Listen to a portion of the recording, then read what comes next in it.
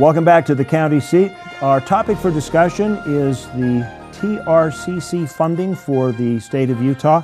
A lawsuit was filed by the Utah Taxpayers Association and the Utah Restaurant Association against Utah County, and this has been an ongoing process, as you found in the story just a few minutes ago, with different taxes that or different proposals for how to divide that funding through the legislature over the years. So now we're going to start the discussion and talk a little bit about where we are and where we can go. Joining us is Commissioner of Davis County, Lulinda Downs. Thank you for joining us. Thank you. Brent Gardner from the Utah Association of Counties, Royce Van Tassel from the Utah Taxpayers Association, and Tom Guinea, who is the one of the principals of the gastronomy chain of restaurants. Sell a lot of fish dinners, and thank you for the invitation. Thank you for coming. I appreciate it very much. So let's start for just a moment and talk the point of the suit. Royce, maybe you can direct this. Why Utah County, and you know, what was the aim of the lawsuit?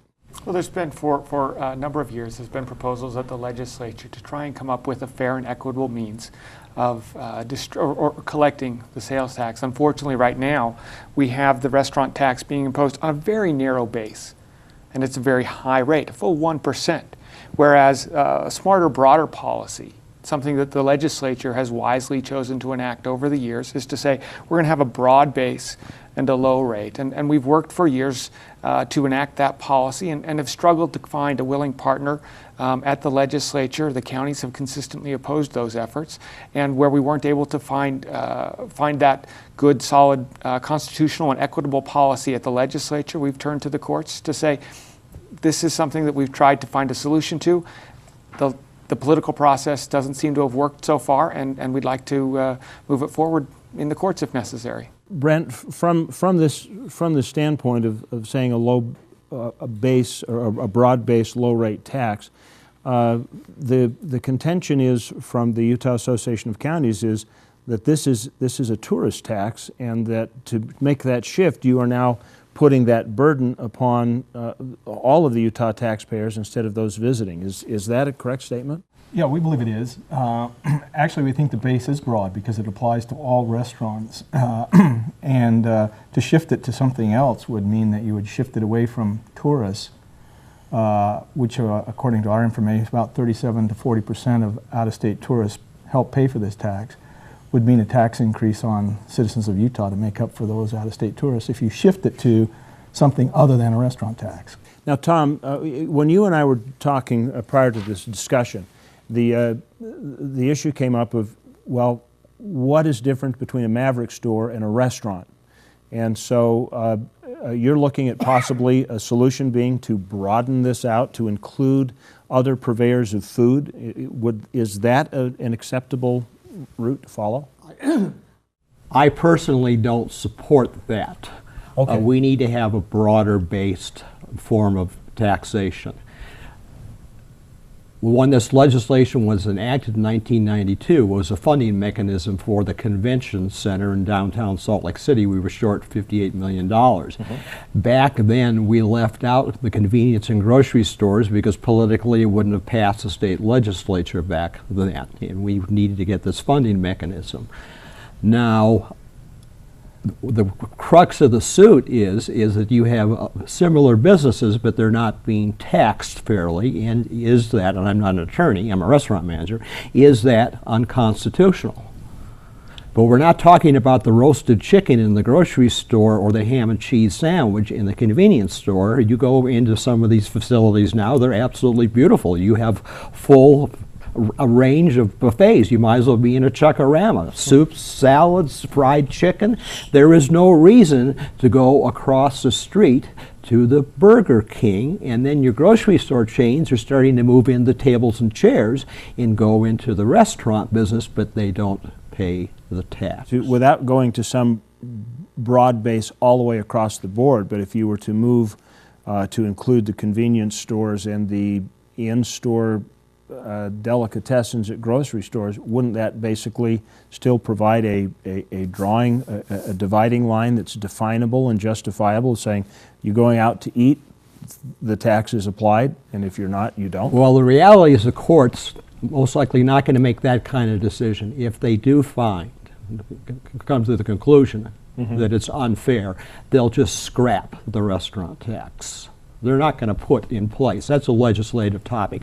And this money is too important for these counties. We cannot put ourselves in that kind of position. We need to find some type of resolution. Well, now, and Royce, when you and I were having our previous conversation, you had indicated that the lawsuit is basically to help move the political process off dead center and find an equitable resolution. Did I misunderstand? Isn't that correct? Our goal is to find a legislative solution.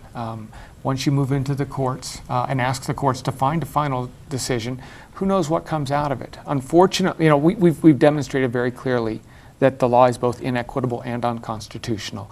We hope that in so doing, in filing that suit, that brings the counties to the table and says, let's find a solution that we can work together on and bring a consensus proposal to the legislature. It's something that we at the association would love to see happen. I'm sure that that's true of the Restaurant Association, and we'd love to lock arms with the Association of Counties and find something that will provide the revenue they need, that provides the broad-based, low-rate principles that the legislature likes to enact. Okay, Brent, I can tell that you have a comment that you'd like to make. Well, I think to say that the counties are the obstacle is incorrect. The legislature is the body that has adopted the statute under which we collect the tax. And to say something is unconstitutional and inequitable is very different. It can be inequitable and not be unconstitutional, which is exactly what I think is happening here. So to apply it to convenience stores, I think, takes away the inequity. Okay, well, let's change tax here for a minute. Tax. Or tax. I'm sorry. You could go either way on that one. Commissioner Downs, tell me what Davis County does with this tax. I mean, how do you apply it, and how do you steward that money? I think that's important for people to know. It's a good question. Yeah. Well, first of all, I have to say broadly, we utilize it according to statute. There are 3 different collections. We have the hotel tax, the restaurant tax, and the car rental tax. And in collection of those, according to statute, there are ways that you need to then redistribute the money that is collected or spend that. And we have invested for the Restaurants Association and restaurants. We have invested quite a bit of that in our Convention and Visitors Bureau in promotion, and that's according to statute. We also have built a nice conference center. That around that conference center we have 20 new restaurants.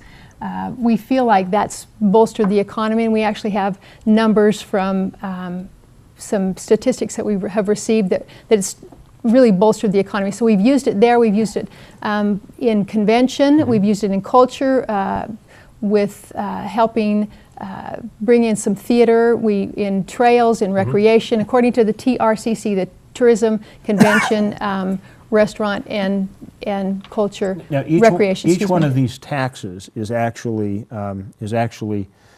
dedicated. In other words, you can't go paint fire hydrants with it. Right, they're statutorily applied. And so according to statute, I wanted to just make one other quick comment. The restaurants are a vital piece of this, meaning we want the restaurants to do well because of this, and we feel like we've really tried to reinvest in some promotion and do that for everybody across the tourism piece. The counties would love to talk about and explore the idea of making this broad and more equitable. We're very open to that. When this discussion began, it wasn't about moving it to convenience stores. It was a different discussion, but we've opened ourselves up and would love to talk about the possibilities there and making it more equitable from that perspective. So I don't think there's a disagreement with the counties at all. We'd love to come to the Sounds like we can sing Kumbaya right here at the table in just a couple of minutes if we keep working.